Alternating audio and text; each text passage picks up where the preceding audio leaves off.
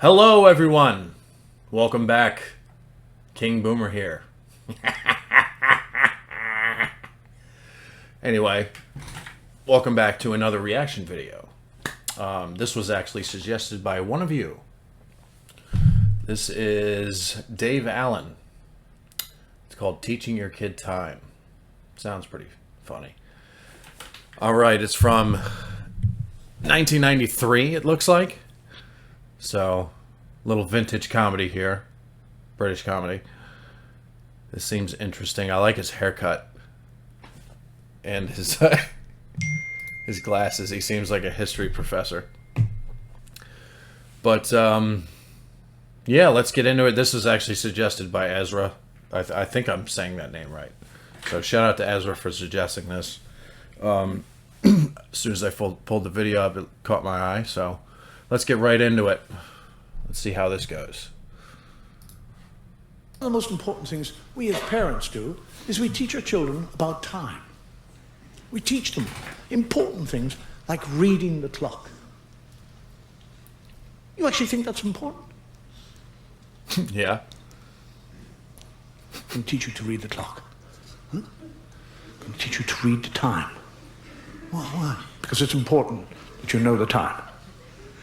Why? Because how would you know when to get up to go to school? Mummy would make me. What if Mummy wasn't there? You'd wake me.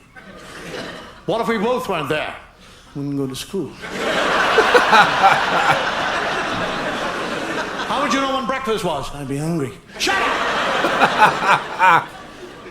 Somebody came along to you and said, "What time is it?" and you didn't know, you'd feel stupid. Why doesn't he feel stupid? He doesn't know.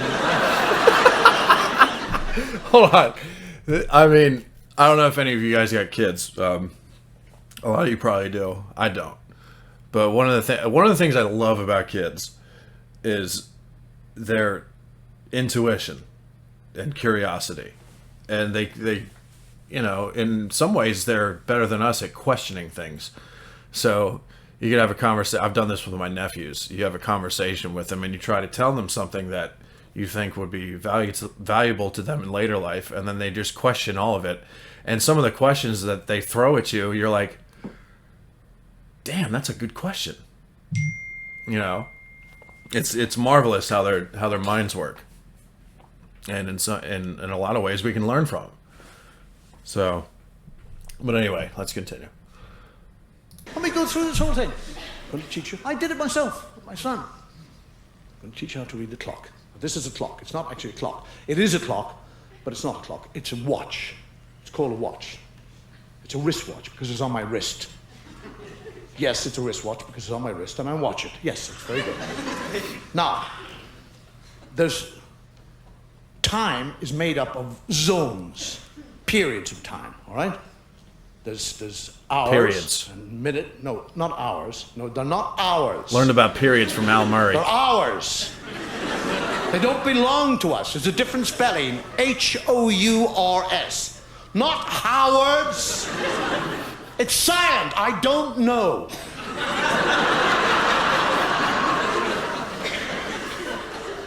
Now, on every day, there are 24 hours. 24 of these hours. 12 in the day and 12 in the night. I know I said there are 24 hours in the day. 12 in the day, 12 in the night.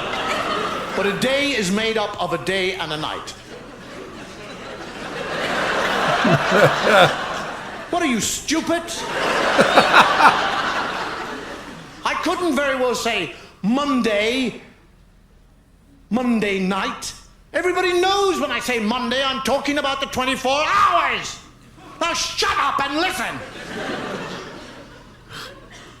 Now, on every clock or watch, there are 3 pointers. They're called hands, all right? They point to the hour, all right? You understand that? There's the hour hand. That's the first hand, the hour hand. The second hand is the minute hand, and the third hand is the second hand.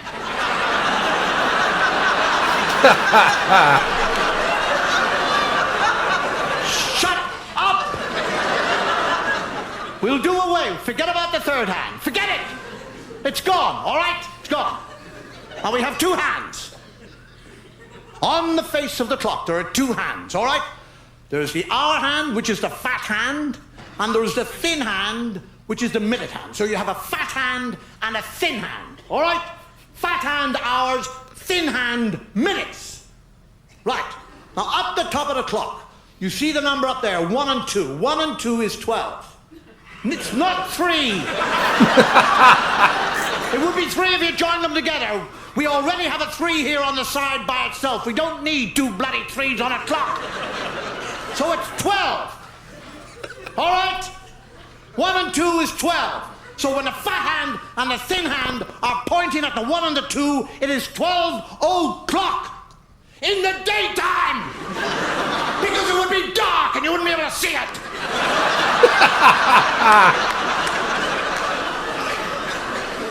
Now the thin hand this is making me like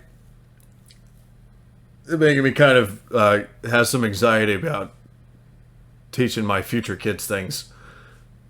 I mean, I said before I don't have any kids, but I do want kids eventually. But if I do have them, it's giving me anxiety trying to explain things to them because I have a very short temper, and I've been trying to work on it all my life. But I get so impatient with things. Callie likes to point it out to me all the time. Brian, you need to just relax. You need to relax, okay? It's not that big of a deal.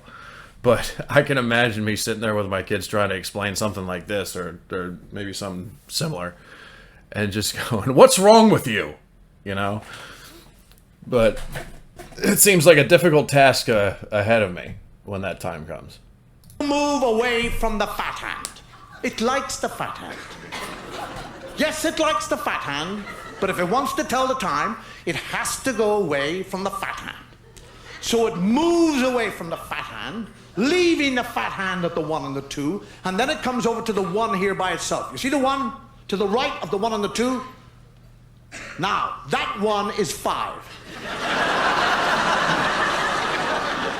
Because it's 5.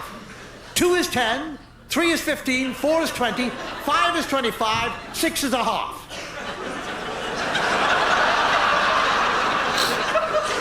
I love this. Because 12 is the whole, so 6 is the half.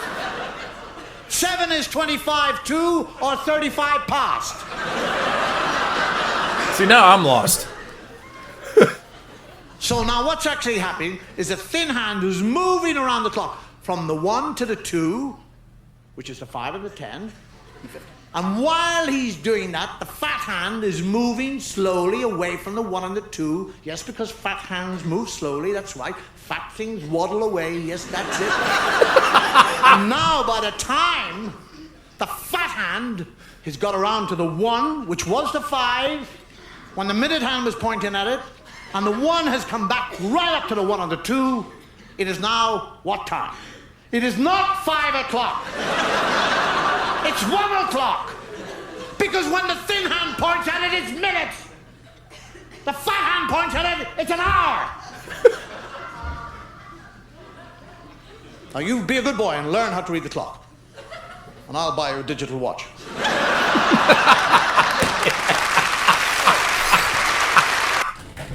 That was a great ending. Holy shit. After all that, I'll buy you a digital watch. Oh, man. Thank you, Ezra, for that suggestion. I did like that a lot. Dave Allen. Maybe he's got other stuff up here I can look at. But that was my first venture, and I've never seen him before in my life. And that was great. I've really enjoyed that. I'll probably put up a comment to ask for future suggestions, because those of you who have seen my videos before, especially you guys from the UK, you know I've done a lot of Al Murray videos, but I want to change it up and mix it up a little bit, because I'm sure there's a lot of diamonds in the UK rough that I haven't discovered yet, since I'm across the pond, as you might say. But we'll see. Thank you for watching. Throw a like or subscribe. Do whatever you want. I'm not going to push you to do things. And before I end the video, shout out to the people of Ukraine because they're going through a tough time right now. I don't like to get into political stuff. I probably won't ever. For those of you that watch this, because, you know, let's face it, political talk is kind of it's a buzzkill, really. I try to, you know, talk about things that are fun or distracting, that distract you from whatever's going on in your life. It's you know, because it's a fucked up world out there, and, you know, not everything goes according to plan, and, you know, those people over in the Ukraine are suffering, and, you know, I wish them all the best because they're gonna need it, you know, because they border one of the most powerful nations in the world who's trying to bully them right now. But anyway, thanks for watching. Y'all have a great day. I'll see you next time.